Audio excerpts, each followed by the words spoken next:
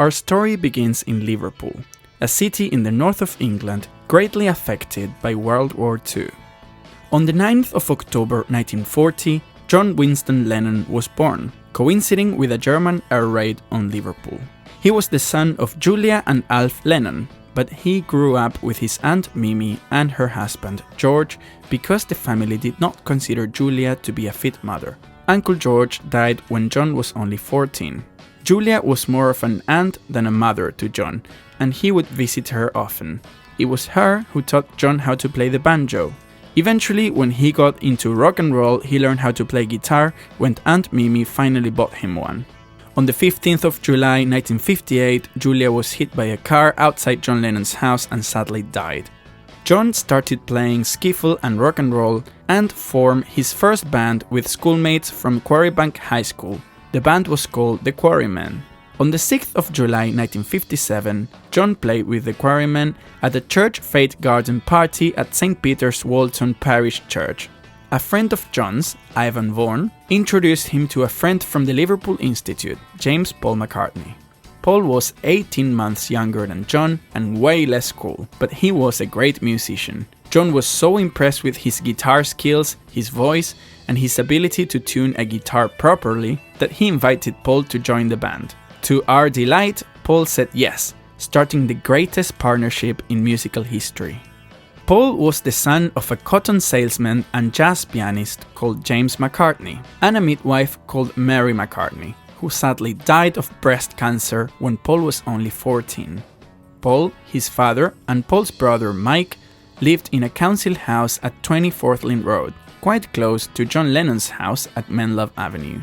Aunt Mimi initially disapproved of Paul's background, but eventually she liked him because he was well-mannered and well-spoken. In time, Paul introduced John to an even younger friend of his from the Liverpool Institute, George Harrison. George was born the youngest of 4 children in a working-class family. His father was a steward in the Merchant Navy before becoming a bus conductor, and his mother was a clerk in a grocery store. Harrison began playing guitar in secondary school, and in time became an amazing guitarist. Paul persuaded John to let George join the group. In 1959, they started playing at the Casbah Coffee Club, a members-only club that Mona Best, mother of Pete Best, later to become the drummer of the Beatles, founded in the cellar of her family house for her sons and their friends to hang out and listen to live music.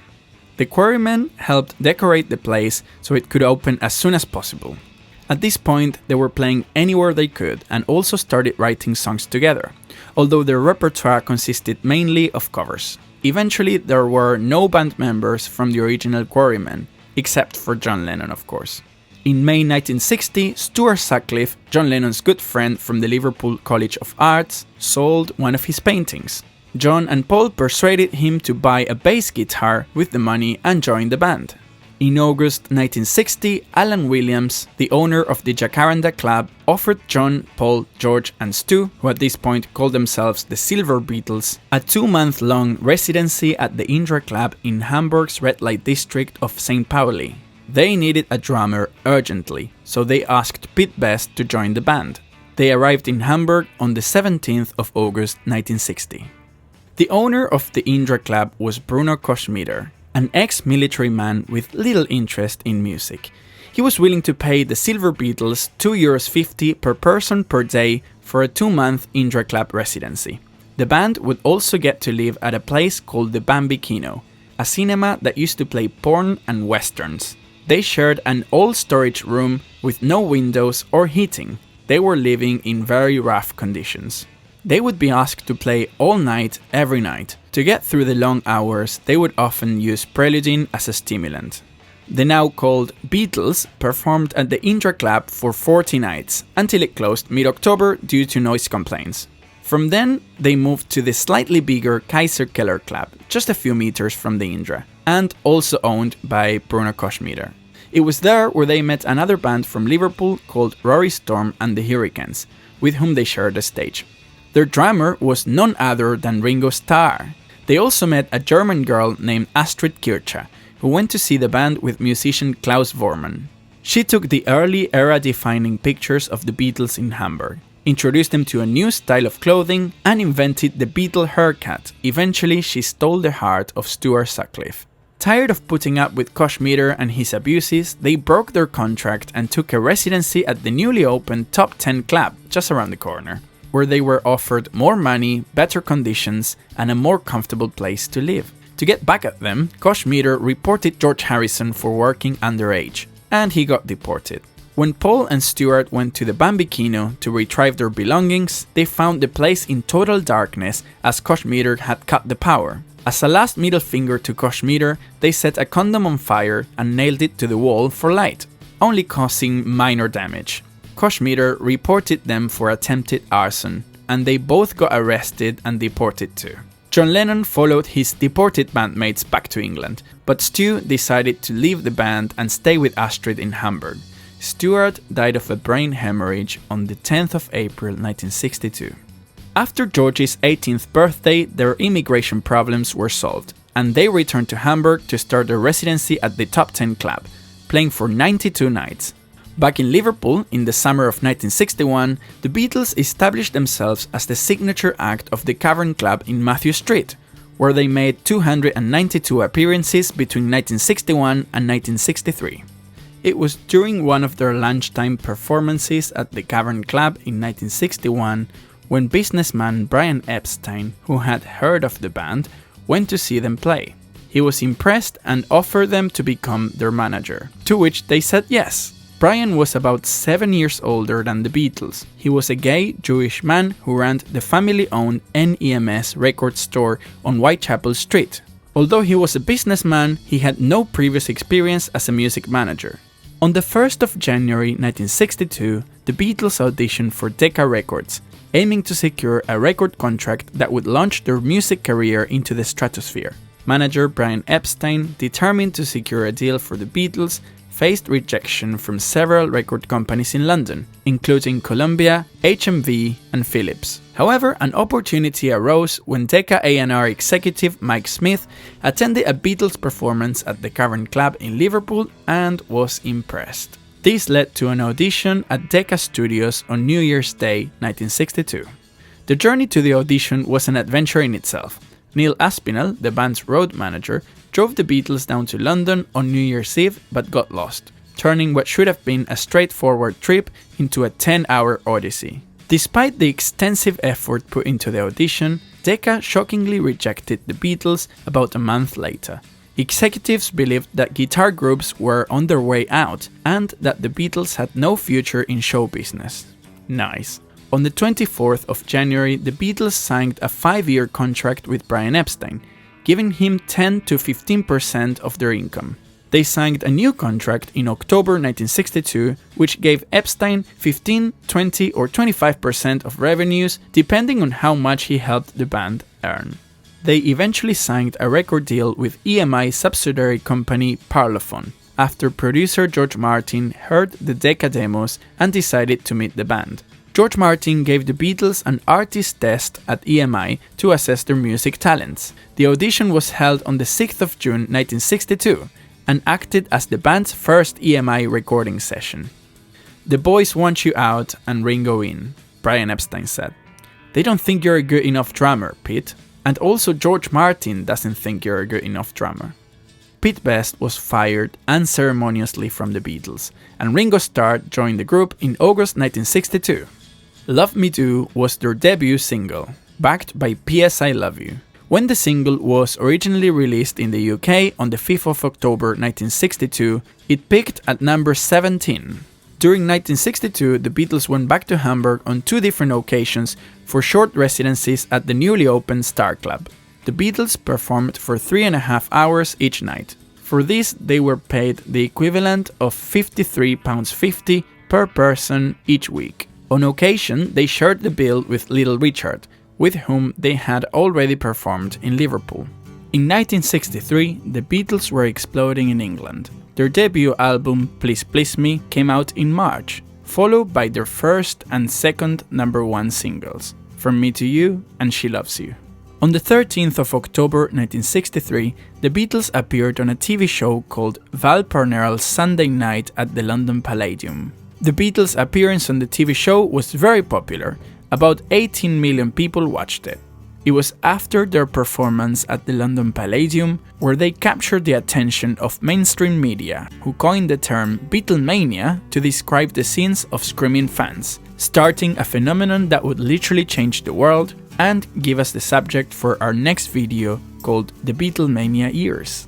As you can see, the Beatles didn't have it easy at all, but a combination of talent, hard work, and working with the right people like manager Brian Epstein and producer George Martin helped them become the biggest band the world has ever seen.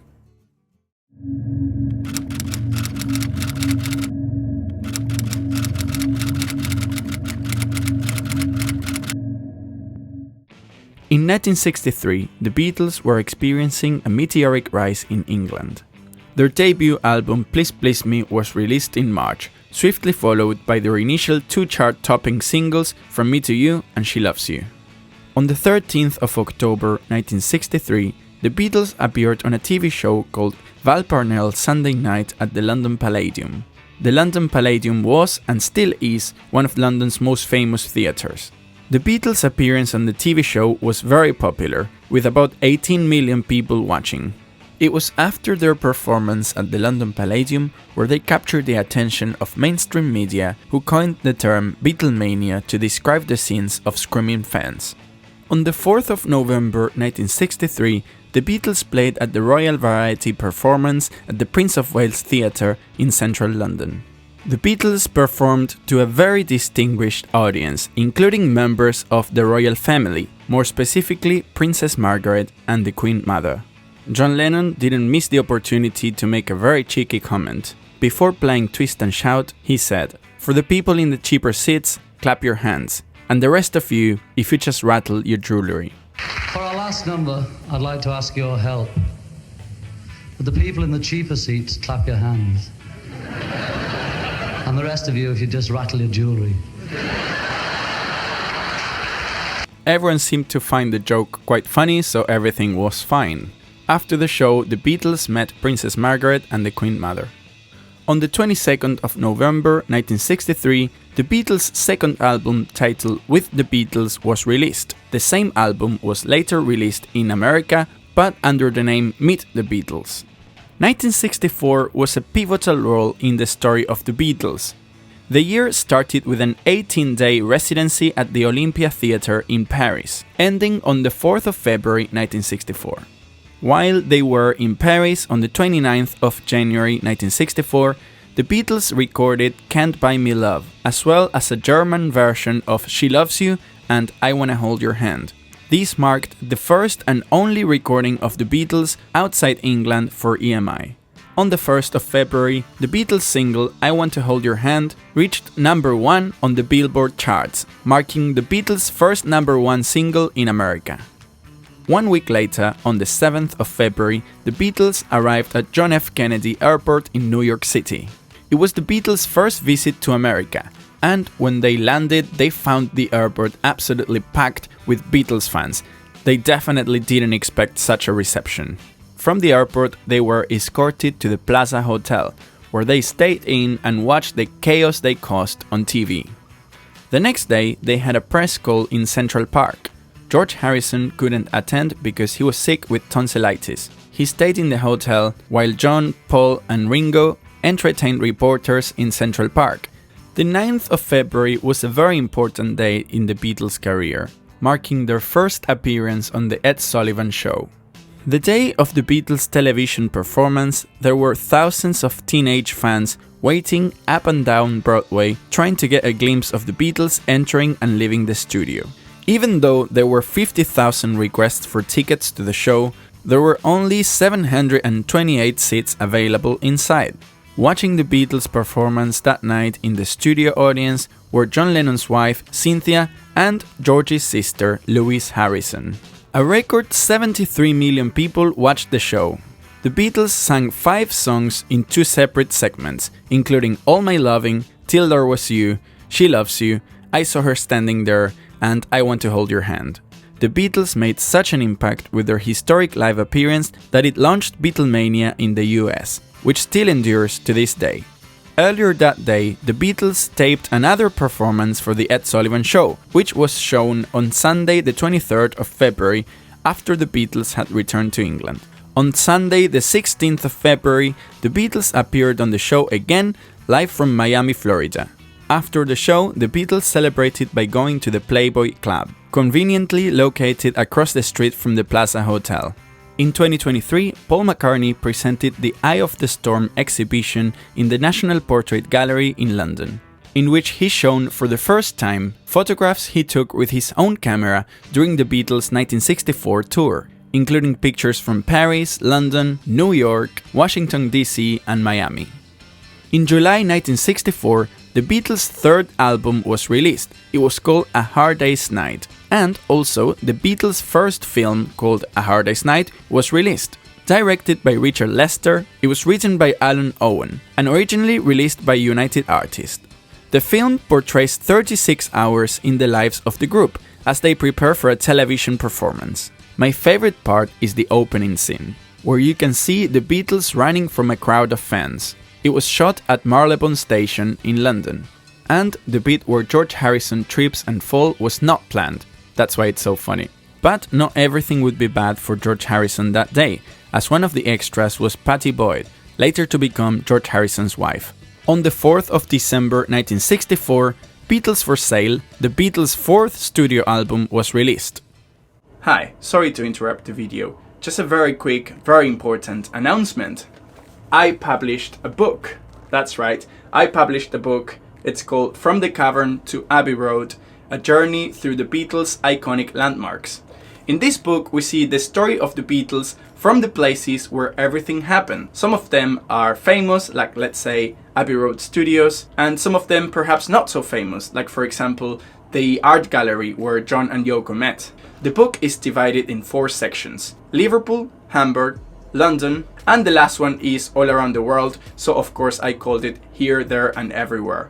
I put a lot of work and effort into this book, and it would help me so much if you grabbed a copy. It's available on Amazon all around the world, and it comes in 2 different formats. One is a digital book for Kindle, and the other one is the paperback, which is the one that I've got in my hands right now. So if you want your copy, please go to the link in the description. Thank you. Now back to the video. 1965 saw the release of many Beatles singles like Ticket to Ride and 8 Days a Week.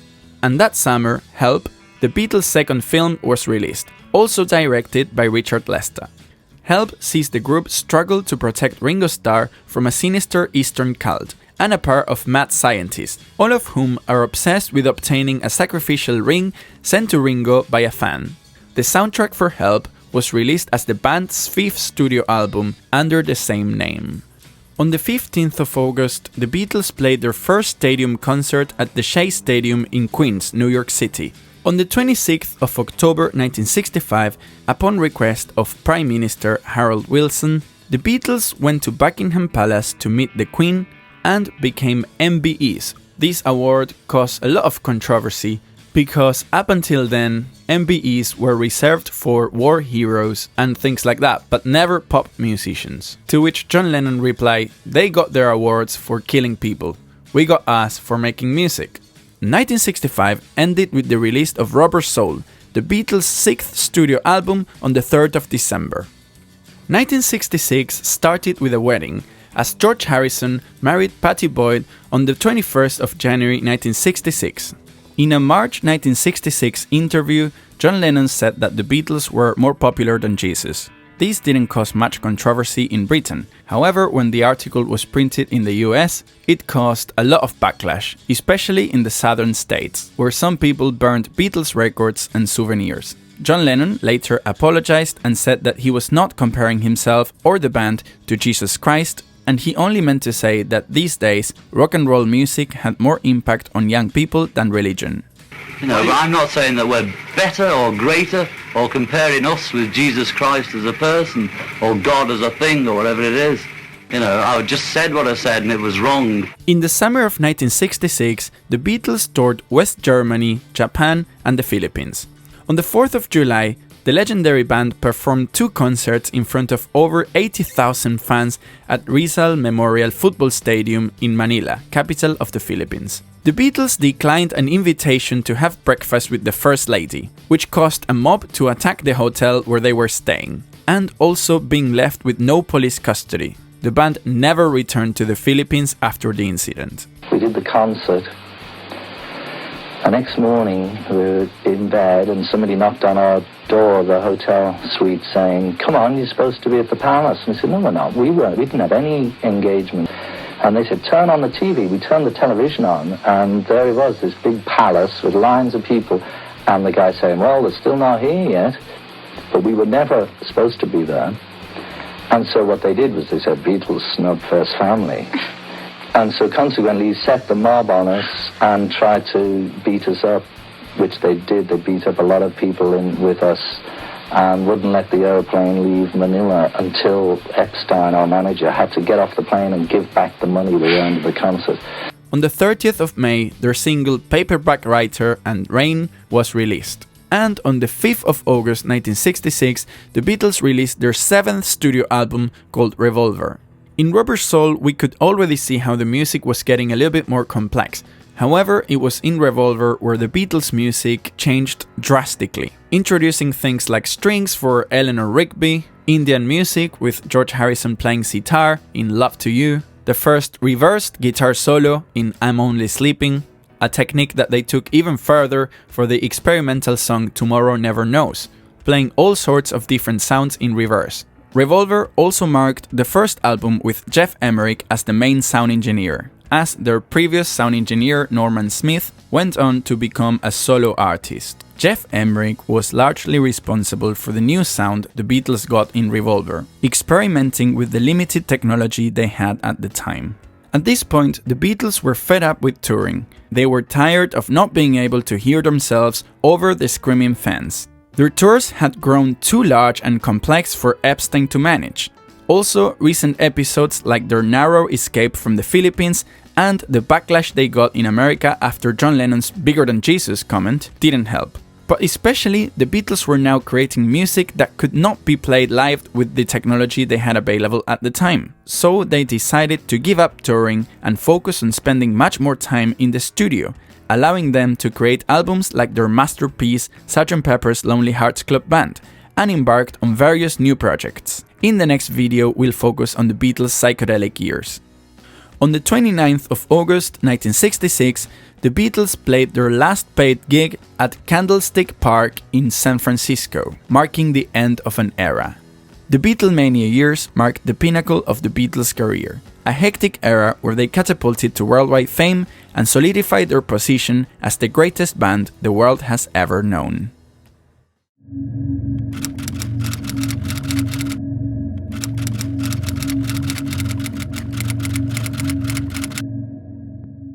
Between 1963 and 1966, the Beatles were swept up in Beatlemania, embarking on global tours and packing stadiums with adoring fans. However, by 1966, they made the decision to cease touring and shift their focus to spending more time in the recording studio. Several factors influenced this choice.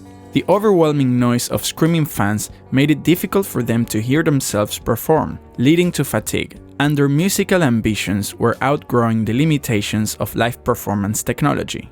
On the 29th of August 1966, the Beatles performed their final paid concert at Candlestick Park in San Francisco, marking the end of an era and starting a new one, in which the Beatles experimented with new instruments, new recording techniques, and pushed the boundaries of music and technology, leaving us some of the best records ever made. On the 9th of November 1966, John Lennon met Yoko Ono during her exhibition at the Indica Art Gallery in London. Yoko was not a Beatles fan, in fact she has hardly even heard of the band, but the two instantly liked each other and they started dating. At this point, John was still married to his first wife, Cynthia Powell. Their relationship with Yoko eventually led to a messy divorce based on adultery. Yoko would end up playing a very important role in the story of the Beatles and in the personal and professional life of John Lennon. On the 24th of November 1966, The Beatles started the recording sessions for their album Sgt. Pepper's Lonely Hearts Club Band and Penny Lane and Strawberry Fields Forever. Due to pressure from EMI, the Beatles record label, to release new material, Penny Lane and Strawberry Fields Forever were released as a single on the 13th of February 1967, and they were not part of Sgt. Pepper's Lonely Hearts Club Band. Strawberry Fields Forever was based on Lennon's childhood memories of playing in the garden of Strawberry Field, a Salvation Army children's home in Liverpool, very close to his childhood home at 22 Menlove Avenue. The final recording combined two versions of the song, which were entirely different in tempo, mood and key. The track features reverse-recorded instrumentation, an Indian swarmandal, and flute sounds recorded with a new tape-based instrument called mellotron. It was on the front of one of our records, went like this.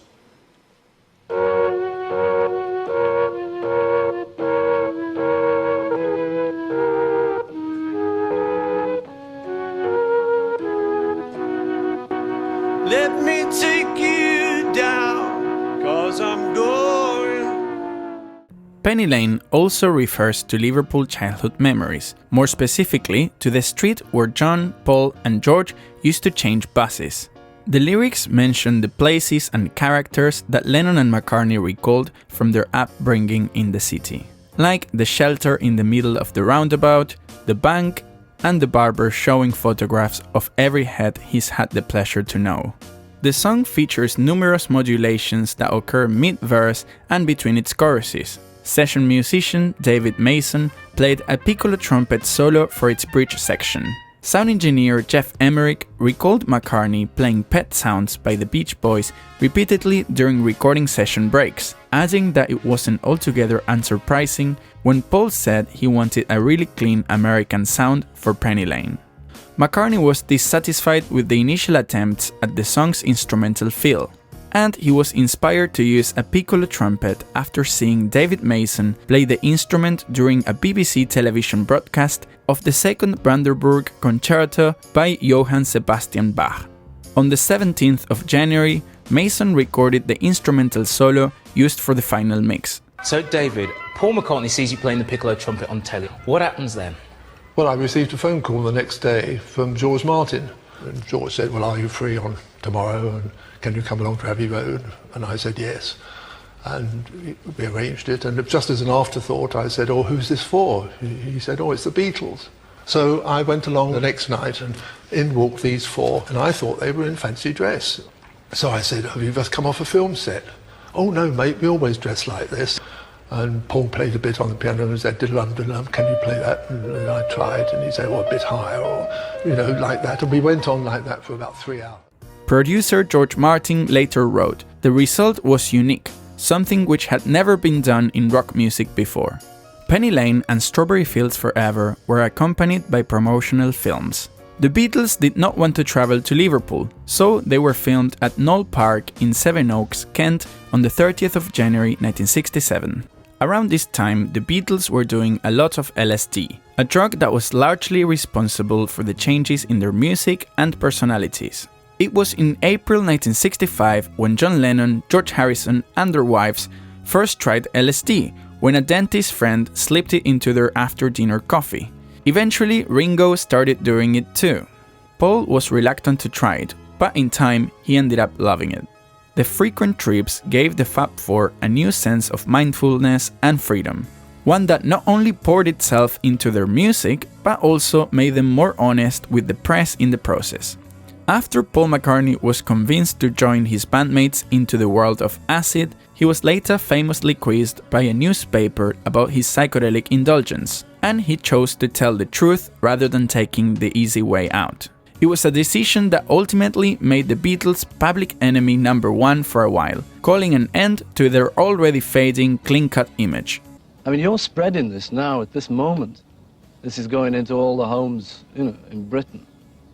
And I'd rather it didn't, But you're asking me the question. You want me to be honest. I'll be honest, But as a public figure, surely you've got a responsibility to lots and No, lots it's of you've teenagers. got the responsibility.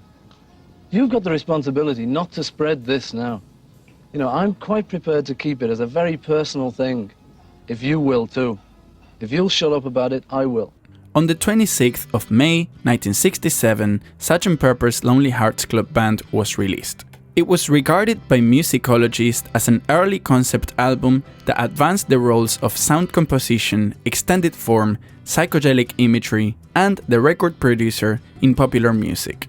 Critics lauded the album for its innovations in songwriting, production, and graphic design, for bridging a cultural divide between popular music and high art, and for reflecting the interests of contemporary youth and the counterculture. Sessions began on the 24th of November at EMI Studios, with compositions inspired by the Beatles' youth, but after pressure from EMI, as we already saw, the songs Strawberry Fields Forever and Penny Lane were released as a single, and they were left off the album. The album was then loosely conceptualized as a performance by the fictional Sgt. Pepper's Lonely Hearts Club Band, an idea that was conceived after the recording of the title track. A key work of British psychedelia, Sgt. Pepper's Lonely Hearts Club Band is considered one of the first art rock LPs and a progenitor to progressive rock. It incorporates a range of stylistic influences, including circus, music hall, avant-garde, and Western and Indian classical music. With assistance from producer George Martin and sound engineer Jeff Emmerich, many of the recordings were colored with sound effects and tape manipulation, as exemplified on Lucy in the Sky with Diamonds, Being for the Benefit of Mr. Kite, and A Day in the Life. Recordings were completed on the 21st of April 1967. The cover, which depicts the Beatles posing in front of a tableau of celebrities and historical figures, was designed by the pop artists Peter Blake and Jan Haworth. It was the first Beatles album to be released with the same track listing in both the UK and the US. It spent 27 weeks at number 1 on the charts in the UK and 15 weeks at number 1 on the Billboard Top LPs chart in the United States. In 1968, it won 4 Grammy Awards, including Album of the Year. On the 25th of June 1967, the Beatles broadcasted a live performance of their new song, All You Need Is Love. It was Britain's contribution to Our World, the first live global television link, for which the band was filmed performing the song live at EMI Studios in London on the 25th of June. The program was a satellite broadcast seen by an audience of over 400 million in 25 countries. Adding to the broadcast's festive atmosphere, the studio was adorned with signs and streamers and filled with guests dressed in psychedelic attire, including members of the Rolling Stones and The Who. Brian Epstein, the Beatles manager, described the performance as the band's finest moment. On the 7th of July 1967, All You Need Is Love was released as a single, together with the song Baby You're a Rich Man. The single topped the charts in the UK, the US, and many other countries, and became an anthem for the counterculture's embrace of flower power philosophy. On the 25th of August, the Beatles attended a seminar on Transcendental meditation, held by the Indian teacher Maharishi Mahesh Yogi, at a training college in Bangor in northwest Wales. The visit attracted international publicity for Transcendental meditation and presented the 1960s youth movement with an alternative to psychedelic drugs as a means to attain a higher consciousness. The Beatles' endorsement of the technique followed the band's incorporation of Indian musical and philosophical influences, and was initiated by George Harrison's disillusionment with Haight-Ashbury in San Francisco, an area that represented the international center of the hippie movement during the Summer of Love. Harrison was dismayed that Haight-Ashbury appeared to be populated by drug addicts and dropouts rather than enlightened members of the counterculture. The Beatles were impressed by the Maharishi's teachings and agreed to join him at his ashram in Rishikesh, India, to further their studies in meditation. On the 27th of August 1967, the Beatles learned of the death of their manager Brian Epstein and cut their visit to Wales short. Epstein had died of an overdose of prescription drugs combined with alcohol in his Chapel Street house in London. The Beatles did not attend Epstein's funeral, both to allow his family some privacy and to avoid attracting fans and the media. The Beatles really took a hit when they lost Brian Epstein. Many people see that as the start of their downfall. During a band meeting on the 1st of September 1967, Paul McCartney suggested they proceed with their next film, called Magical Mystery Tour, which Epstein had given his approval to earlier in the year. McCartney was keen to ensure that the group had a point of focus after the loss of their manager. All 4 band members attended the 17th of October memorial service for Brian Epstein, held at the New London Synagogue on Abbey Road, very close to EMI Studios, and the 18th of October premiere of How I Won the War, a film in which John Lennon had a starring role. When recording their new songs for Magical Mystery Tour, the Beatles continued the studio experimentation that had typified Sgt. Pepper's Lonely Hearts Club Band, and the psychedelic sound they had pursued since Revolver.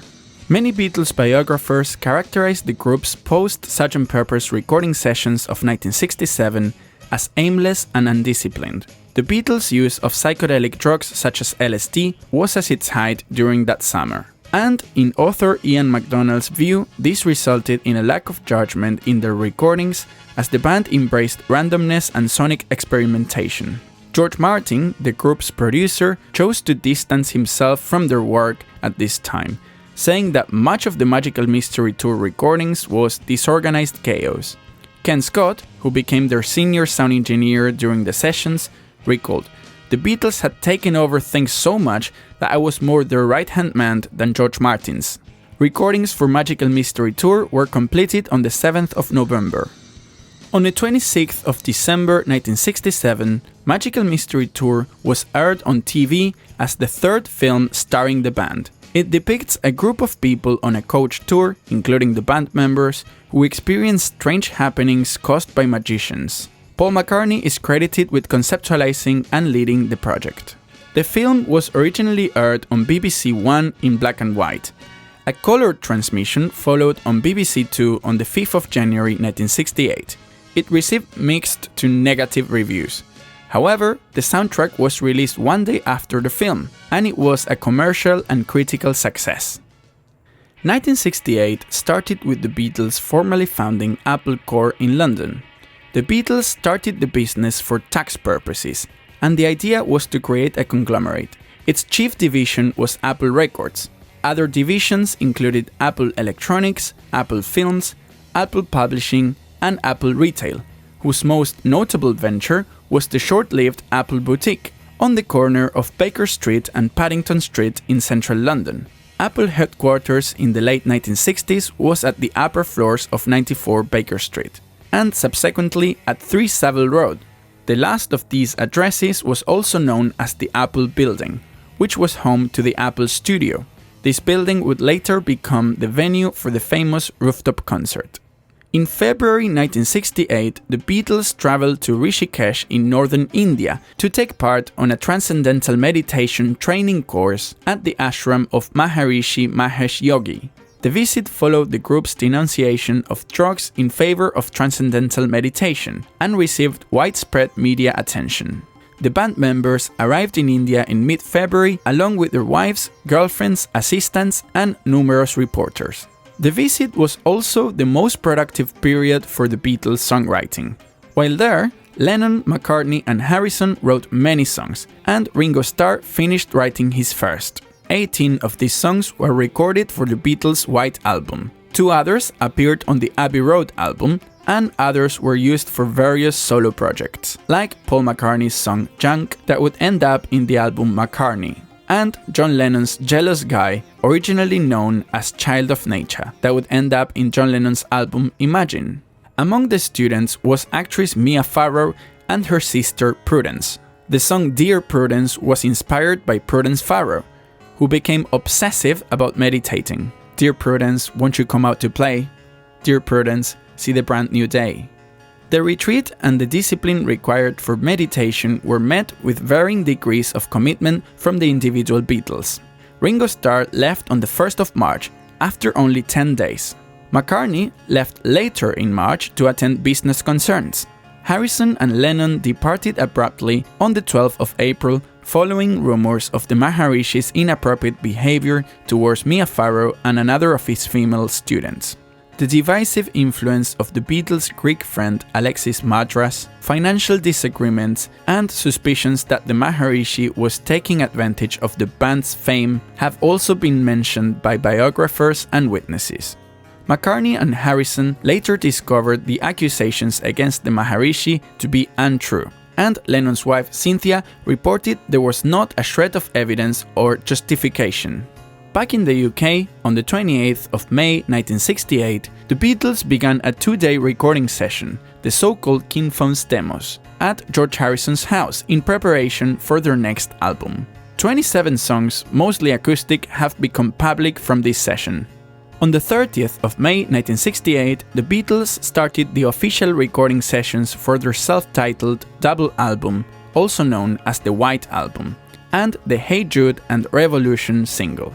These recording sessions ended on the 14th of October.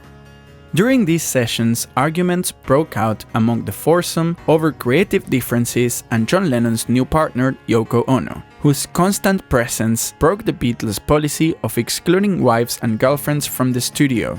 After a series of problems, including producer George Martin taking an unannounced holiday and engineer Geoff Emerick suddenly quitting during a session, the tension culminated in Ringo Starr leaving the band on the 22nd of August, returning 2 weeks later after pleas from the others. The same tensions continued throughout the following year, eventually leading to the band's breakup. During the White Album sessions, the band upgraded from 4-track recording to 8-track. As work began, EMI Studios possessed but had yet to install an 8-track machine that had apparently been sitting unused for several months. This was in accordance to EMI's policy of testing and customizing new gear extensively before putting it into use. The Beatles recorded Hey Jude and Dear Prudence at Trident Studios because it had an 8-track console.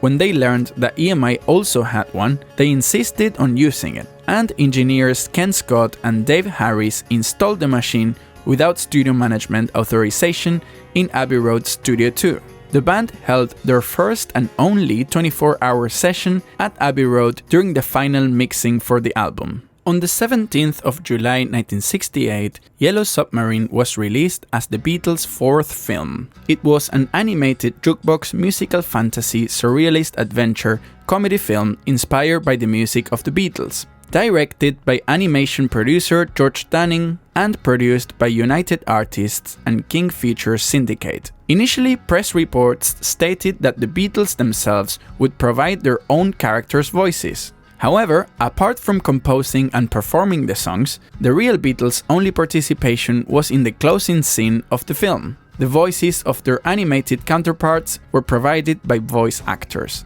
The film received widespread acclaim from critics and audiences, in contrast to the Beatles' previous film venture, Magical Mystery Tour. In addition to the 1966 title song Yellow Submarine, several complete or excerpted songs, 4 of them previously unreleased, were used in the film. The songs included All Together Now, Eleanor Rigby, It's All Too Much, Baby You're a Rich Man, Only a Northern Song, and Hey Bulldog. The 4 new songs used on the soundtrack album were not considered of high enough quality for appearance on a regular Beatles album. The film's instrumental music was an orchestral score composed and arranged by producer George Martin.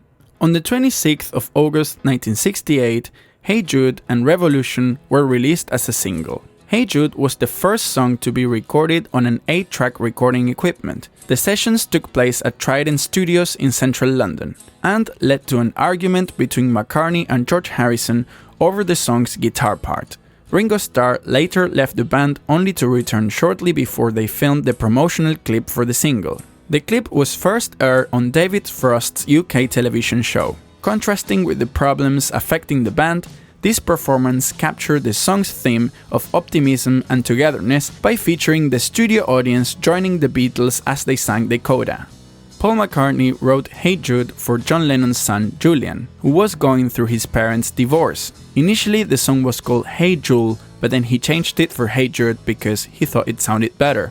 It's a song about seeing the bright side of something horrible. Take a sad song and make it better. On the 28th of July 1968, the Beatles had a photoshoot session in London known as the Mad Day Out. The band spent the day tearing around London to shoot some publicity photographs, in particular for the cover of the Life magazine. The Beatles attracted hordes of fans wherever they went, so the entourage had to keep moving on to new locations. On the 8th of November 1968, John and Cynthia Lennon's divorce was completed. Cynthia was granted permission to retain custody of Julian Lennon. On the 22nd of November 1968, the Beatles' self-titled album, also known as the White Album, was released. It was the only double album by the band, and it featured a plain white sleeve. The cover contains no graphics or text other than the band's name. This was intended as a direct contrast to the vivid cover artwork of the band's previous LP, Sgt. Pepper's Lonely Hearts Club Band. The album features 30 songs, 19 of which were written in India. There, the only Western instrument available to the band was the acoustic guitar. Several of these songs remained acoustic on the album, and they were recorded solo or only by part of the group. The production style ensured that the album's sound was scaled down and less reliant on studio innovation than most of their releases since 1966. The release of the White Album marked the end of an era. The tensions simmering in 1968 persisted and escalated throughout the following year, ultimately causing considerable harm to the band. Despite internal discord among band members, the heartbreaking loss of manager Brian Epstein, and a few setbacks in commercial endeavors, the years 1967 and 1968 witnessed the genesis of the Beatles' most exquisite masterpieces. These tumultuous times also served as the crucible for shaping the distinctive personas and artistic trajectories that each of the Fab Four would embark upon post-Beatles era.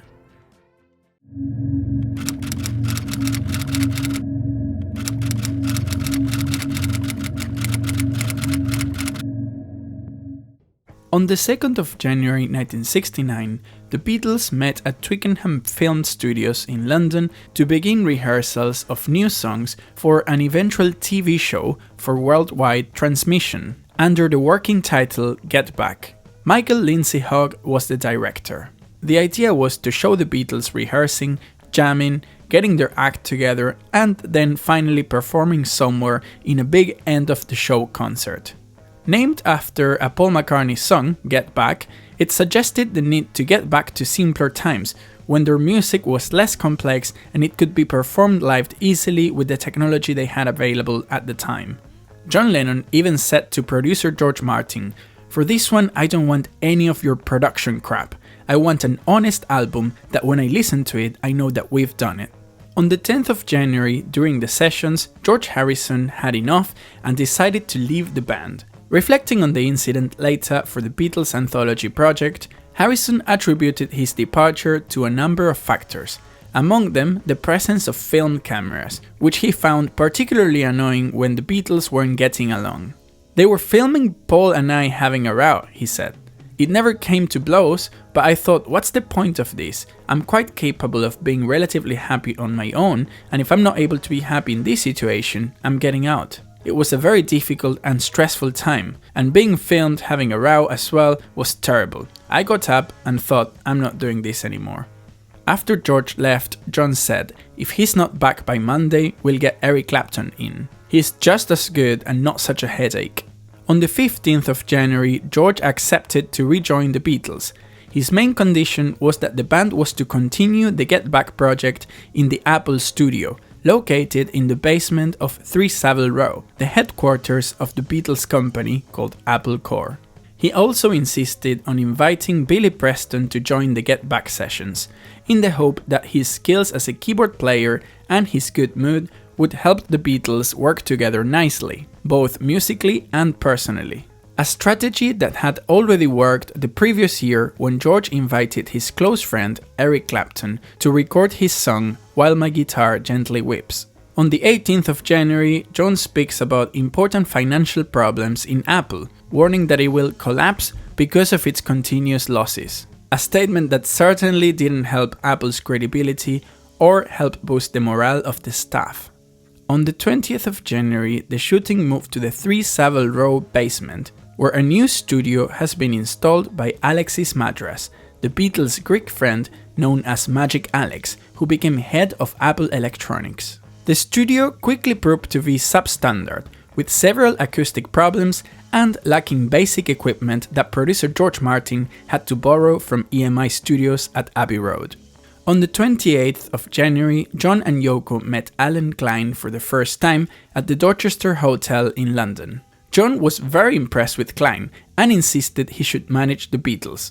George and Ringo liked Klein, but Paul certainly didn't. They've heard horrible things about Klein from Mick Jagger, whose band, the Rolling Stones, had been managed by Klein since 1965. Paul wanted his father-in-law and brother-in-law to manage the Beatles, as the Eastman's law firm already had a good reputation in show business in New York. But the other Beatles saw this as an attempt from Paul to have more control over the band. The Get Back sessions continued throughout January and were incredibly tense. Eventually, the Get Back project was abandoned, culminating on a final impromptu live performance on the 30th of January from the rooftop of the Apple headquarters. Joined by guest keyboardist Billy Preston, the band played a 42-minute set before the Metropolitan Police arrived and ordered them to reduce the volume. It was the final public performance of their career. They performed 9 takes of 5 new songs, as crowds of onlookers, many on lunch breaks, congregated in the streets and on the rooftops of nearby buildings to listen. The concert ended with Get Back and John Lennon joking, "I'd like to say thank you on behalf of the group and ourselves, and I hope we've passed the audition." Initially, the Beatles had bigger plans for this final live performance, with location ideas as crazy as the deck of an ocean liner or an ancient amphitheater. But they didn't want to travel, so they decided to do it in their very own rooftop. In February, Paul spent some time producing Steve Miller for Apple Records. Ringo started filming a movie called The Magic Christian. George got his tonsils removed, and John and Yoko worked on their world peace campaign and several conceptual art projects. On the 2nd of March, the Beatles were offered $4 million to perform 4 concerts in America. They refused the offer. On the 12th of March, Paul McCartney married the American photographer Linda Eastman at Marylebone Register Office in London, to the anguish of thousands of young women. His brother Mike was best man. No other Beatles attended. After the wedding, they flew to New York with Linda's daughter Heather. During this trip, Paul wrote the song You Never Give Me Your Money about Alan Klein. The same day Paul got married, police officer Norman Pilcher registered the Harrison's Surrey house. George and Patty were arrested for possession of cannabis. While Paul was in New York, the Beatles held a meeting to appoint Alan Klein as their business manager. Paul sent his solicitor to vote against it, but he was outvoted. Paul refused to sign any contracts as he opposed the decision. On the 20th of March, possibly inspired by Paul McCartney's wedding, John Lennon and Yoko Ono got married in Gibraltar. Following the wedding, on the 25th of March, they entered the Hilton Hotel in Amsterdam to start a 4-day bed-in protest. On the 27th of March in London, Ringo confirms they will not play before a live audience again. On the 31st of March, after their bed-in protest, John and Yoko held a press conference at the Hotel Sacher in Vienna. They spoke from inside a white bag, starting what they called baggism. The idea was that if they couldn't see you, no one could judge you based on your ethnicity, sex, or age.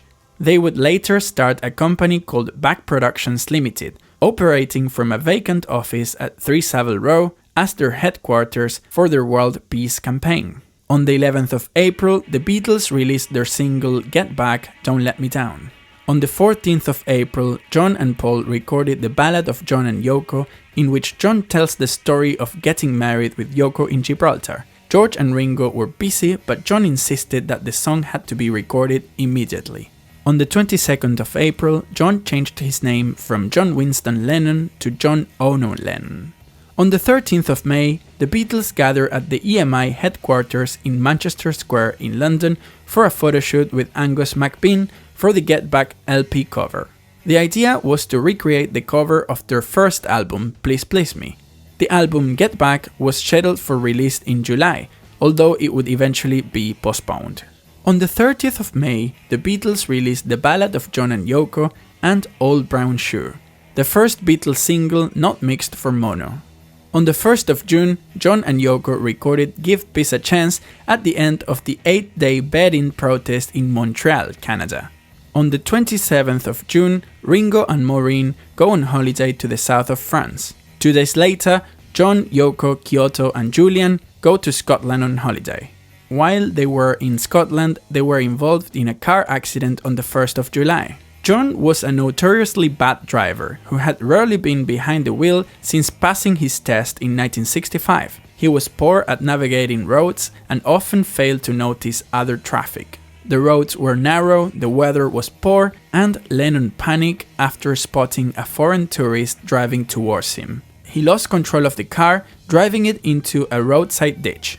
He, Yoko and Kyoto sustained cuts to the face, and Yoko's back was injured. Julian Lennon was treated for shock, but was otherwise unhurt. Back in London, the Beatles had already started working on Abbey Road. The idea was that the band would work the way they used to, with George Martin actually producing the sessions.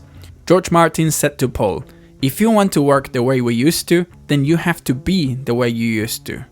John joined them as soon as he was recovered, getting a bed installed in the studio for Yoko, provided with a microphone so she could comment on the session. The Beatles did actually manage to work the way they used to.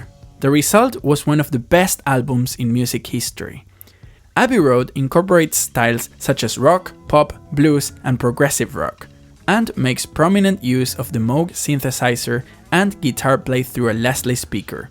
It's also notable for having a long medley of songs on side 2. In this album, George Harrison's songwriting reaches an unprecedented level, with songs like Here Comes the Sun and Something, which according to Frank Sinatra was the greatest love song of the last 50 years, although he mistakenly attributed it to Lennon and McCartney.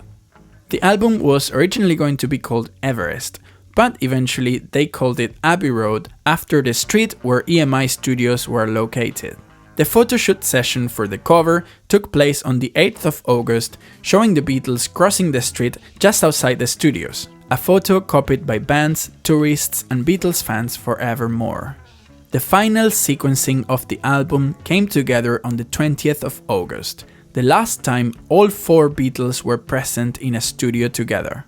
On the 22nd of August, the Beatles united for a final photographic session. It was also the last occasion in which all 4 members were together for band duties. Thereafter, their only meetings were business related. The photoshoot took place in the house and grounds of Tittenhurst Park, John and Yoko's new home. On the 28th of August, Mary McCartney is born to Paul and Linda. On the 31st of August, George, Ringo, John, Patty, Maureen and Yoko attended the Festival of the Isle of Wight to see the Bob Dylan show. On the 20th of September, John Lennon announces to the others that he's leaving the band. John's announcement never made it to the press because of their newly negotiated royalty contract they signed with EMI. After the meeting, John said to Yoko, "I'm done with these guys. From now on, it's just you and me." On the 13th of September, John Lennon and the Plastic Ono Band performed at the Toronto Rock and Roll Festival. During this performance, the band recorded an Apple album later released as The Plastic Ono Band Live Peace in Toronto 1969. On the 26th of September, Abbey Road is released. It topped the charts in both the United States and the United Kingdom. On the 6th of October, the songs Come Together and Something are released as a single, also topping the charts. On the 9th of October, Yoko is admitted to hospital on John's 29th birthday, where she suffered another miscarriage. John stayed by her side the whole time. On the 11th of October, the Beatles signed a new record deal with EMI negotiated by Alan Klein. At this time, the Get Back documentary is cut down to half its original length and it's retitled Let It Be. On the 20th of October, the Plastic Ono Band released Cold Turkey, their first single. The same day, John and Yoko's wedding album was also released. On the 22nd of October, a frustrated Paul McCartney escaped to his farm in Scotland with his family and stayed until mid-December. Depressed due to the Beatles breakup, he started drinking a lot and he stopped shaving. On the 27th of October, Ringo begins the recording of Sentimental Journey, the first Beatle formally recording a solo LP. On the 29th of October, the Rat magazine publishes the Paul is Dead theory, starting the rumor that Paul McCartney died in 1966 and was replaced by an actor named William Campbell. A rumor that some people believe even today. On the 24th of November, still in his Scottish farm, Paul talks about the Paul is Dead rumors in an interview. On the 25th of November, John returns his Member of the British Empire (MBE) medal to the Queen. The letter he sent read, "Your Majesty, I am returning this MBE in protest against Britain's involvement in the Nigeria-Biafra thing, against our support of America in Vietnam, and against cold turkey slipping down the charts. John Lennon of Bag." December 1969 would see a very active John and Yoko with the launch of their War is Over campaign. 1970 started with the last recording session of the Beatles on the 3rd and 4th of January at Abbey Road Studios. They recorded George's song I Me Mine, and also some overdubs for Let It Be. Only Paul, George and Ringo attended the session. Written at a time of conflict within the group, I Me Mine laments humankind's propensity for self-centeredness and served as a comment on the discord that led to George Harrison temporarily leaving the group. On the 15th of January, John inaugurates Bag 1, an exhibition of some of his lithographies and drawings at the London Arts Gallery. The very next day, the police closes the exhibition under the charge of obscenity. However, it was later reopened.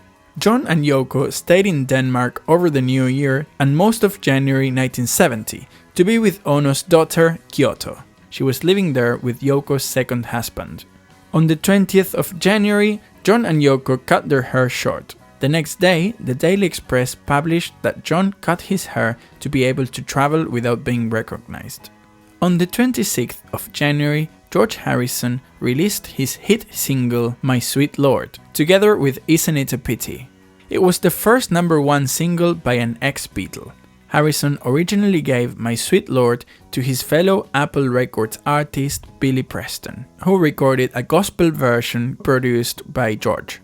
Harrison wrote the song in praise of the Hindu god Krishna.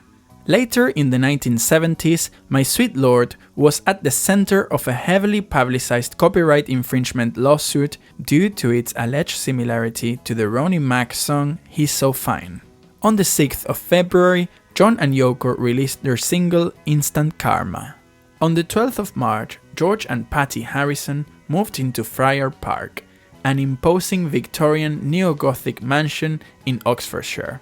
The site covered about 35 acres and featured caves, underground passages, and beautiful gardens that George dedicated the rest of his life to maintain. He even said to his wife that he'd like to be remembered as a gardener who had a few hit records. At this time, Paul is sent a copy of the remix of his song The Long and Winding Road, which has been overproduced by Phil Spector using his famous wall of sound technique, adding strings and a choir. The record came with a note from Alan Klein, saying that he thought the changes were necessary.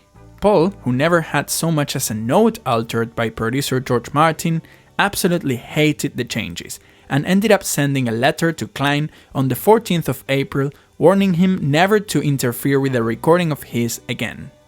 On the 27th of March, Ringo released his first solo album called Sentimental Journey. In the cover, we can see The Empress, a pub just around the corner from Ringo's childhood home in Liverpool. Ringo's mother, Elsie, would sometimes serve in the pub. Around this time, Alan Klein hears of Paul's solo album and has its release postponed to the 4th of June in order to release Let It Be first. When Paul heard about it, he was furious, and he called George saying that he wanted to be removed from Apple Records. To which George replied, "You're staying on the fucking label, Hare Krishna," and hung up. A few days later, Ringo went to Paul's house at 7 Cavendish Avenue to deliver a letter from John and George, notifying him of the new release date for his first solo album. Paul was angry and ordered Ringo out of the house at once. On the 9th of April, Paul sent copies of his first solo album titled McCartney to the press, including a questionnaire suggesting that the Beatles have split. With questions like, "Are you planning a new album with the Beatles?" Answer, no. Did you miss the Beatles and George Martin? Was there any moment when you thought, for example, I wish Ringo was here for this break? Answer, no. The very next day, all newspapers' headlines read, Paul is quitting the Beatles, to which he later replied, I didn't leave the Beatles have left the Beatles. John Lennon later said no one liked being a Beatle as much as Paul. In 1968, during the White Album sessions, Ringo had left the band. And in 1969, during the Get Back sessions, George left the band, although they both rejoined soon afterwards. It was finally John who decided to leave the band for good. Paul, however, ended up making the headlines. On the 17th of April, Paul releases McCartney. The album was recorded in secrecy, mostly using basic recording equipment at his house in St. John's Wood. Apart from occasional contributions by his wife Linda, McCartney performed the entire album alone by overdubbing on a 4-track machine. McCartney received mostly negative reviews, while McCartney himself was vilified for seemingly ending the Beatles. The record was widely criticized for being underproduced. In later years, however, the album was credited for influencing DIY musicians and lo-fi music styles. On the 18th of April, the music video for Maybe I'm Amazed was released, containing pictures taken by Linda. Later in his career, Paul said that if there's one song he would like to be remembered for, it was Maybe I'm Amazed. Depressed by the Beatles' breakup, Paul went back to his Scottish farm. John was also depressed and bad-tempered, and, encouraged by Yoko, started a treatment called primal therapy in the US. On the 8th of May, almost a month after the group's public breakup, the Beatles released their last album, Let It Be, together with the documentary of the same name, both recorded during the Get Back sessions of January 1969. Let It Be topped the charts in several countries, including both the UK and the US, but it was a critical failure at the time, and came to be regarded as one of the most controversial rock albums in history. In 2003, Paul released Let It Be Naked, an alternative version of Let It Be that removes Spector's embellishment and alters the tracklist. In 2021, an extended version of the Get Back sessions was released as a documentary directed by Peter Jackson. It's called The Beatles Get Back. Back in 1970, on the 20th of May, Let It Be, the documentary, premiered at the London Pavilion in Piccadilly Circus and in Liverpool. None of the Beatles attended. That evening, George went to the studio with producer Phil Spector, beginning work on his first solo album, All Things Must Pass. On the 15th of June, Paul's father-in-law, Lee Eastman, sent a letter to Alan Klein saying that the Beatles should be dissolved immediately. Klein never replied. On the 7th of July, George Harrison's mother, Louise French, died of cancer in Liverpool. George was there with her when she passed away. On the 31st of July, John's first wife, Cynthia Powell, married Roberto Bassanini. On the 1st of August, Yoko suffered another miscarriage. On the 25th of September, Ringo released his new solo album. The next day, John started the recordings for the Plastic Ono Band album. At the same time, George was working on his album, also at Abbey Road. Around this time, Paul boarded an ocean liner to New York. While he was in America, he started working on his second solo album, and he started auditioning guitarists and drummers. On the 11th of November, Lee Parkin Starkey is born to Ringo and Maureen. Around this time, Alan Klein planned to trap Paul by telling the other Beatles to invite him to a recording session for Ringo's new song, early 1970. If Paul attended, it would have shown that they were still working together and undermined any potential lawsuits. Paul didn't attend the session. On the 30th of November, George released All Things Must Pass, a triple album primarily containing songs that he wrote over the Beatles' years but didn't get approved by John and Paul, or he didn't even bother to pitch to them. Several commentators interpret the album cover photo showing Harrison surrounded by 4 garden gnomes as a statement of his independence from the Beatles. All Things Must Pass was critically and commercially successful on release, with long stays at number 1 on charts worldwide. On the 11th of December, John Lennon Plastic Ono Band's album was released. At the time of issue, it received mixed reviews overall, but later came to be widely regarded as one of Lennon's best solo albums. It features a largely raw production sound, with songs heavily influenced by Lennon's recent Primal Scream therapy. Its lyrics reflect Lennon's personal issues and include themes of child-parent abandonment and psychological suffering, most obvious in the songs Mother and My Mommy Is Dead. Because McCartney couldn't sue Alan Klein directly, since the Beatles had appointed him their manager, Paul's lawyers, his father-in-law and brother-in-law, made it clear to him that the only way to end the deadlock was to take legal action against the other three Beatles. So, on the 31st of December 1970, McCartney filed a lawsuit in the London High Court against Lennon, Harrison, Starr and Apple Corps, demanding the dissolution of the Beatles. I was thought to be the guy who broke up the Beatles and the bastard who sued his mates, said McCartney in 2020. And believe me, I bought into that. It was so prevalent that for years I almost blamed myself. 1970 marked the end of the Beatles, a group of friends who grew up together, from their early days in Liverpool to the crazy 8-hour shows in Hamburg's red light district, and eventually having the world at their feet in the early 60s. Their journey included sonic experimentation and the creation of music that will forever be remembered alongside the works of Mozart and Beethoven. Although the breakup of the Beatles was messy, their legacy remains unshaken, and they shall be remembered forevermore as the greatest band the world has ever seen.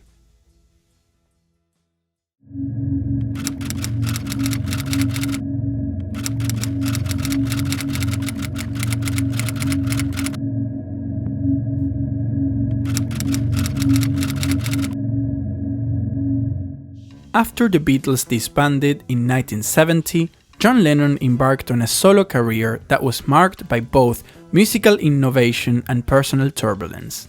His first major project was the formation of the Plastic Ono Band with his wife Yoko Ono. In December 1970, Lennon released the album John Lennon Plastic Ono Band, a deeply personal work influenced by his primal therapy sessions. The album was raw and intense, reflecting Lennon's struggles and inner pain. In 1971, John recorded the Imagine album at his home studio in Tittenhurst Park, with additional recording at Record Plant in New York City. Lennon often described Imagine as a more accessible version of Plastic Ono Band. The album, released in the fall of 1971, quickly topped the charts in both the US and UK. The title track, Imagine, became Lennon's signature solo song, with its hopeful lyrics and soothing melody. Other notable songs on the album included the tender piano ballads Jealous Guy and Oh My Love, as well as How Do You Sleep, a scatching attack on Paul McCartney, featuring George Harrison's biting slide guitar. Around the time of Imagine's release, John and Yoko moved to New York City permanently, where John was captivated by the city's energy and vibrant political scene.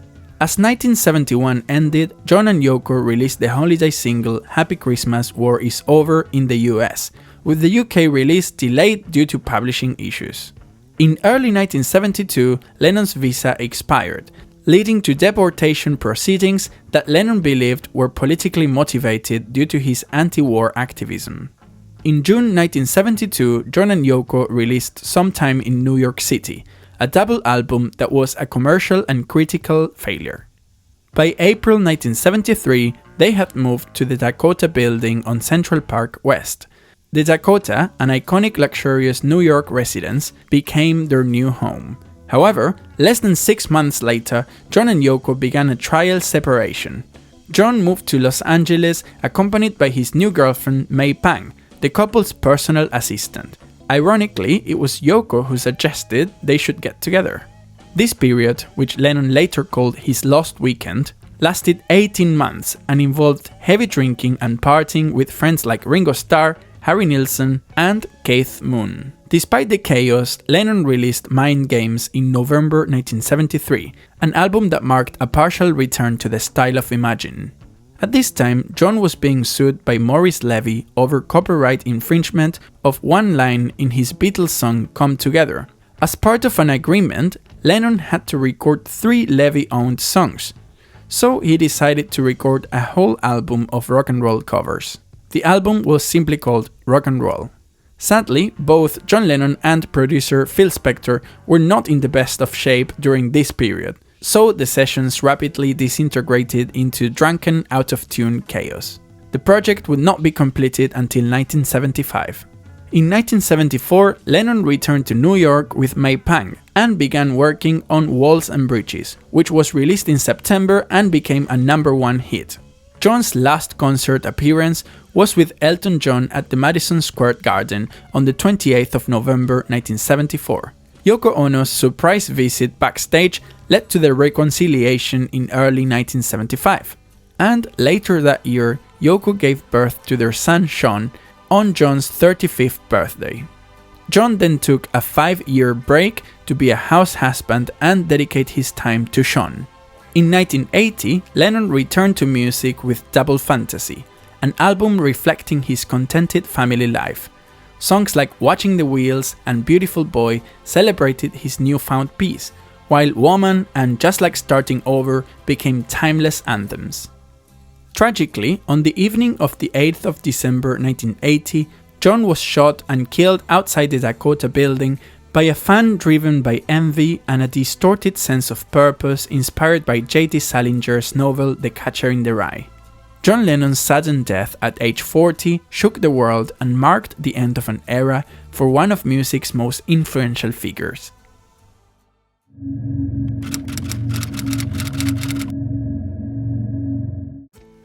After the breakup of the Beatles in 1970, George Harrison pursued a solo career. He immediately assembled a studio band consisting of ex-Beatle Ringo Starr, guitar legend Eric Clapton, keyboardist Billy Preston, and others to record all the songs that had never made it into the Beatles catalogue. The result was a 3-disc album, All Things Must Pass. The album was a commercial and critical success. Not long after the album's release, Harrison combined his charitable work and his continued passion for the East when he put together a series of groundbreaking benefit concerts at New York City's Madison Square Garden to raise money for refugees in Bangladesh. Known as the Concert for Bangladesh, the shows, which featured Bob Dylan, Leon Russell, and Ravi Shankar, would go on to raise about $15 million for UNICEF. The concert produced a Grammy-winning album and a successful documentary film, and it also laid the groundwork for future benefit shows like Live Aid and Farm Aid. During a trip to India, George Harrison decided to abandon the study of the sitar after realizing the profound skill of many local musicians. Despite his dedication, he saw that their expertise far surpassed his own, and even Ravi Shankar, his sitar teacher, mentioned that only one of them would eventually become a good player. This experience led Harrison to set aside the sitar, but his connection to India remained strong. Meditation and Hinduism, which he had embraced during his sitar studies, continued to be significant in his life. Not everything about post-Beatle life went smoothly for George. In 1974, his marriage to Pattie Boyd, whom he'd married 8 years before, ended when she left him for George's close friend Eric Clapton. George also had an affair with Ringo Starr's wife Maureen. Harrison's studio work struggled too, from 1973 to 1977, starting with Living in the Material World, Extra Texture, and 33 1/3, all of which failed to meet sales expectations. Following the release from that last album, Harrison took a short break from music. He wound down his own record label, Dark Horse Records, which he had started in 1974 and had released albums by a number of other bands. He also started his own film production company called Handmade Films. The company produced the successful Monty Python film Life of Brian in 1979, and would go on to make 26 other films before Harrison sold his interest in the company in 1994. On the 2nd of September 1978, George married Olivia Trinidad Arias, almost a month after the birth of their only child, Danny Harrison. George found immense joy in dedicating his time to working on the expansive gardens of his mansion, Friar Park. Gardening became a passion and a form of meditation for him, allowing a peaceful escape from the pressures of fame and the music industry. He spent countless hours meticulously planning and cultivating the gardens, transforming Friar Park into a botanical wonderland. In 1979, he returned to the studio to release his self-titled album. It was followed 2 years later by Somewhere in England, which was still being worked on at the time of John Lennon's assassination on the 8th of December 1980. The record eventually included the Lennon tribute track All Those Years Ago, a song that reunited ex-Beatles Paul McCartney and Ringo Starr, along with ex-Wings members Denny Laine and Linda McCartney. While the song was a hit, the album, its predecessor and its successor weren't. For George, the lack of commercial appeal and the constant battles with music executives proved draining, and prompted another break from the studio. A comeback of sorts came in November 1987 with the release of Cloud 9. The album turned out several top charting hits, including Got My Mind Set on You and When We Was Fab, a song that reflected on the life of Beatlemania with Ringo Starr and Paul McCartney, who was dressed up as a walrus appearing in the music video in February 1988. Later that year, Harrison formed the Traveling Wilburys. The group consisted of Harrison, Jeff Lynne, Roy Orbison, Tom Petty and Bob Dylan, and they released 2 successful albums. Inspired by the group's commercial success, George took to the road with his new bandmates in 1992, embarking on his first international tour in 18 years. In 1997, George, a long-time smoker, was successfully treated for throat cancer. 18 months later, his life was again put on the line when a crazy 33-year-old Beatles fan managed to break into Friar Park, attacking the musician and his wife Olivia with a knife. Olivia hit the man in the head with a heavy lamp, and the police arrived pretty quickly and arrested him. George was stabbed 40 times, but thankfully he managed to survive. Olivia suffered several cuts and bruises. In May 2001, George's cancer returned. There was lung surgery, but the doctors soon discovered that the cancer had spread to the brain. He relocated to Switzerland for treatment, and after that treatment didn't work, he traveled to the US and was eventually hospitalized at the UCLA Medical Center in Los Angeles. He died on the 29th of November 2001 at ex-bandmate McCartney's house in LA, aged 58, with his wife and son at his side. The concert for George was held at the Royal Albert Hall in London on the 29th of November 2002 as a memorial to George Harrison on the first anniversary of his death. The event was organized by Harrison's widow Olivia and his son Danny, and arranged under the musical direction of Eric Clapton. The profits from the event went to the Material World Charitable Foundation, an organization founded by Harrison.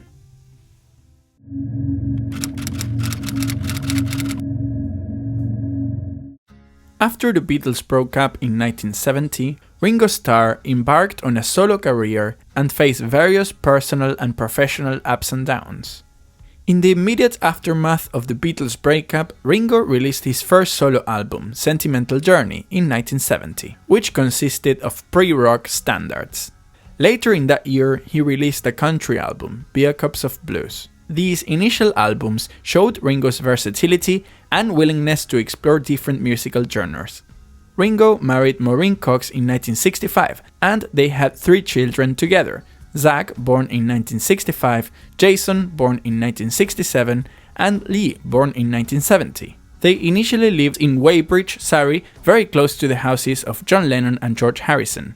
After John Lennon and Yoko Ono moved to America permanently, John sold his house, Titanhurst Park, to Ringo, where he moved with his family. In 1971, Ringo had a hit with the single I Don't Come Easy, top 10 in both the UK and US. His next few singles, including Back Off Bagaloo in 1972, were also successful.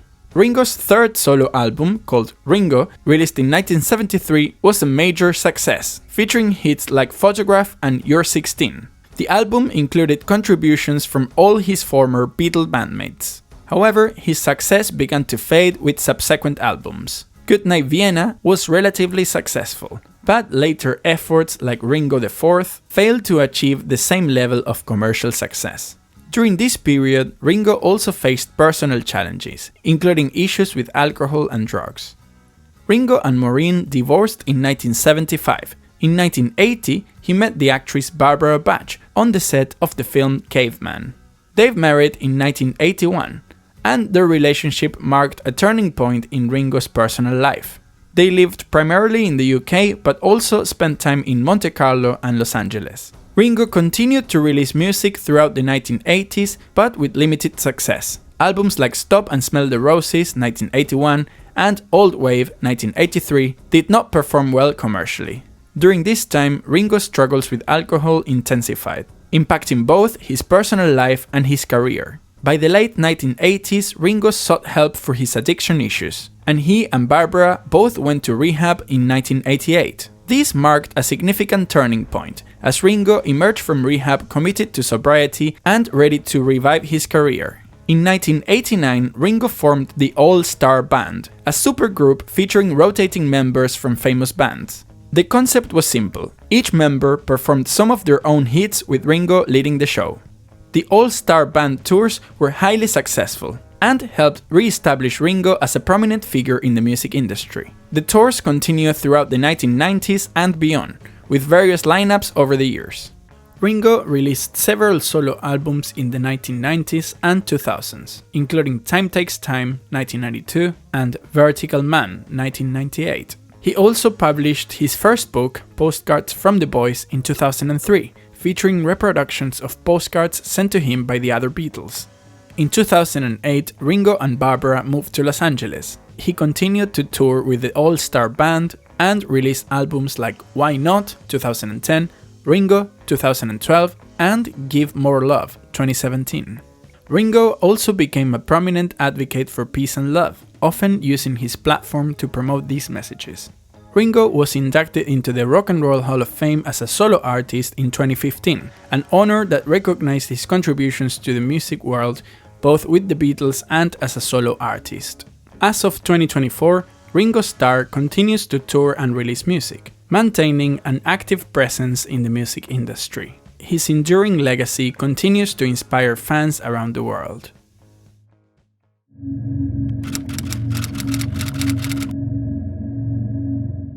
After the Beatles broke up in 1970, Paul McCartney faced a difficult time. He fell into a depression, but his wife Linda helped him recover. She praised his songwriting and encouraged him to continue making music. In her honor, he wrote Maybe I'm Amazed, and also said every love song he writes is for Linda. In 1969, Paul started his publishing company, MPL Communications, McCartney Productions Limited, following the advice of his father-in-law, Lee Eastman, to invest in music publishing. His first solo album, titled McCartney, was released in 1970, and it was a success, reaching number 1 in the US. Apart from some vocal contributions from Linda, Paul recorded everything on the album himself. In 1971, Paul and Linda released a second album called Ram, which included the hit single Uncle Albert. That same year, Paul formed the band Wings. He knew it would be tough to follow the Beatles' success, but chose to continue because of his love for music. In September, the McCartneys' daughter Stella was born. Wings' first tour in 1972 was a modest affair, performing at universities across the UK. They avoided Beatles songs, and by the end of the tour, Paul felt more confident. In 1973, Wings had their first US #1 single with My Love, and released Red Rose Speedway, another successful album. They also created the theme song Live and Let Die for the James Bond film. After some lineup changes, Wings released Band on the Run, one of the best-selling albums of the decade. They followed up with Venus and Mars and Wings at the Speed of Sound, both chart-topping albums. The 1975-1976 Wings Over the World tour was a massive success, and for the first time Paul performed Beatles songs live with Wings. In 1977, James McCartney was born to Paul and Linda. Also that year, Wings' single My Love Can't Tire became one of the UK's best-selling singles in history. Despite the commercial success of albums like London Town and Back to the Egg, critical reception was mixed. In 1980, Paul released his second solo album titled McCartney 2, which, as well as McCartney 1, he recorded all by himself. That year, he was arrested for marijuana possession in Tokyo and spent 9 days in jail. By 1981, Paul felt Wings had run its course and disbanded the group. In the 1980s, Paul collaborated with Stevie Wonder on Ebony and Ivory, and Michael Jackson on The Girl Is Mine and Say Say Say. He also starred in the film Give My Regards to Broad Street in 1984, which received bad reviews at the time, although the soundtrack did well, especially the song No More Lonely Nights with David Gilmour on lead guitar. Paul wrote and recorded a song for the film Spies Like Us in 1985 and participated in Live Aid. The Paul McCartney World Tour in 1989 marked his return to large-scale touring.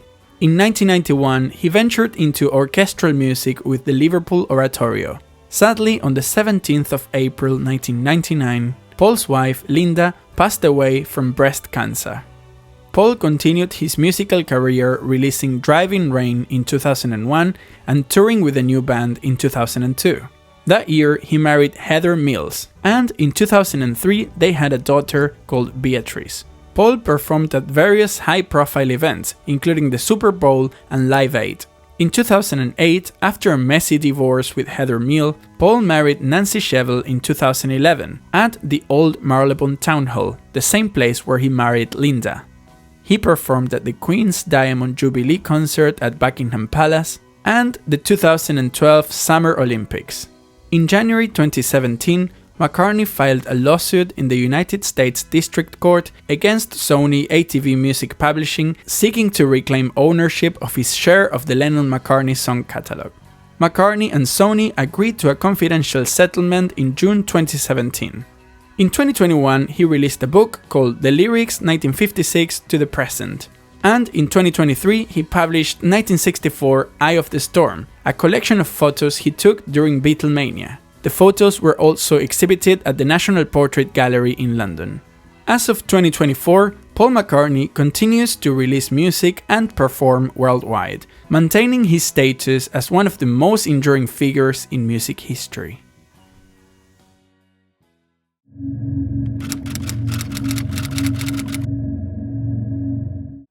In the early 90s, Paul, George and Ringo took a break from their solo careers to work on something truly special.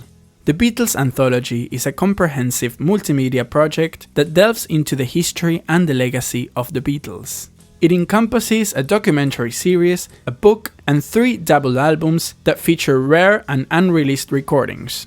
The project was a significant undertaking that brought together surviving Beatles members Paul McCartney, George Harrison, and Ringo Starr, with a special contribution from the late John Lennon. The idea of the Beatles Anthology began to take shape in the early 1990s. The project was conceived as a way to tell the definitive story of the Beatles directly from the members themselves. The documentary series, produced by Apple Corps, was directed by Jeff Wonfor and edited by Andy Matthews.